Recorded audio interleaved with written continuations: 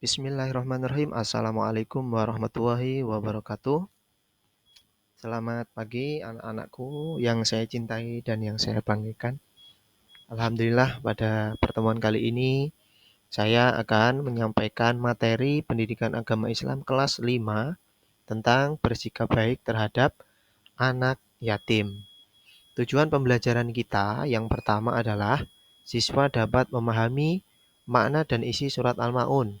Kemudian yang kedua, siswa dapat mengidentifikasi nilai-nilai yang terkandung dalam surat Al-Maun. Yang ketiga, siswa dapat menerapkan nilai-nilai surat Al-Maun dalam berbuat baik terhadap anak yatim. Dan yang keempat, siswa dapat mengembangkan rasa empati dan kepedulian terhadap anak yatim berdasarkan ajaran surat Al-Maun. Berbuat baik terhadap anak yatim. Siapa sih anak yatim itu? Anak yatim adalah anak yang kehilangan salah satu atau kedua orang tuanya. Yang kedua, berbuat baik terhadap anak yatim adalah salah satu cara untuk menunjukkan kepedulian dan kasih sayang terhadap mereka. Yang ketiga, contoh-contoh perilaku baik terhadap anak yatim yaitu satu, membantu mereka dalam kebutuhan sehari-hari. Yang kedua, memberikan perhatian dan kasih sayang. Yang ketiga, membantu mereka dalam belajar dan bermain. Selain salah satu contoh dari tiga ini, ada juga sikap yang perlu kita terapkan terhadap anak yatim, yaitu tidak berkata kasar atau menghardik anak yatim, kemudian memberikan perhatian dan bantuan kepada mereka. Yang ketiga, menyantuni kebutuhan dan pendidikannya. Yang keempat, mendoakan kebaikan dan masa depan yang cerah untuk mereka. Baik, kita lanjutkan materi tentang surat Al-Maun. Surat Al-Maun adalah surat ke-107 di dalam Al-Quran, yang mana surat Al-Maun itu terdiri dari 7 ayat. Surat ini membahas tentang orang-orang yang mendustakan agama dan tidak peduli terhadap orang miskin dan anak yatim. Ayat 1-3 menjelaskan tentang apa? Orang-orang yang mendustakan agama dan tidak peduli terhadap anak yatim. Sedangkan ayat 4-5, orang-orang yang sholat tetapi tidak ikhlas dan tidak peduli terhadap orang lain. Sedangkan ayat 6-7 yaitu orang-orang yang berpura-pura baik tetapi tidak membantu orang lain.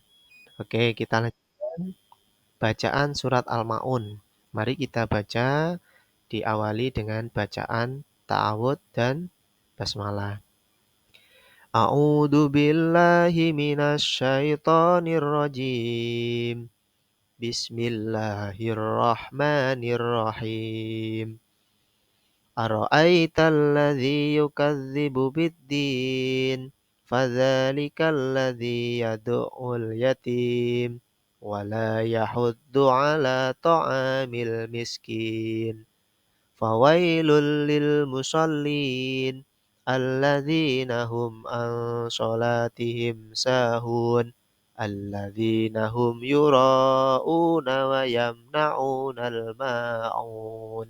Shadaqallahul azim. Terjemah atau arti dari surat Al-Maun ayat pertama yaitu, tahukah kamu orang yang mendustakan agama? Ayat kedua, maka itulah orang yang menghardik anak yatim. Ayat yang ketiga, dan tidak mengajak memberi makan orang miskin. Ayat keempat, maka celakalah orang yang sholat.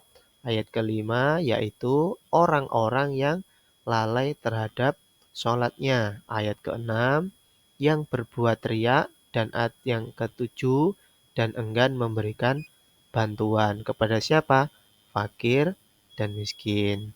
Baik, kita lanjutkan. Apa isi kandungan surat Al-Maun?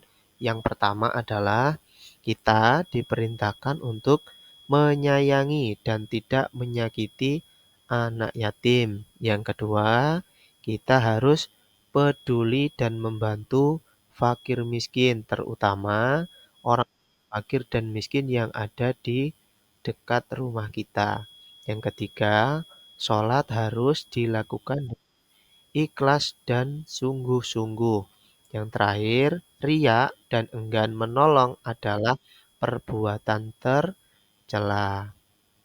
Baik, kita lanjutkan untuk kesimpulan pada materi surat Al-Ma'un ini, yaitu surat Al-Ma'un adalah urutan surat ke-107 di dalam Al-Quran yang membahas tentang orang-orang yang mendustakan agama dan tidak peduli terhadap orang miskin dan anak yatim. Surat ini juga mengkritik orang-orang yang sholat tetapi tidak ikhlas dan tidak peduli terhadap orang lain, serta orang-orang yang berpura-pura baik tetapi tidak membantu orang lain. Dengan demikian, surat Al-Ma'un mengajarkan kita untuk menjadi orang yang peduli terhadap orang lain, ikhlas dalam beribadah, dan benar-benar membantu orang lain tanpa berpura-pura. Baik, demikian. Terima kasih. Sekian dari saya. Kurang lebihnya saya mohon maaf. Terima kasih atas perhatiannya. Terima kasih. Wassalamualaikum warahmatullahi wabarakatuh.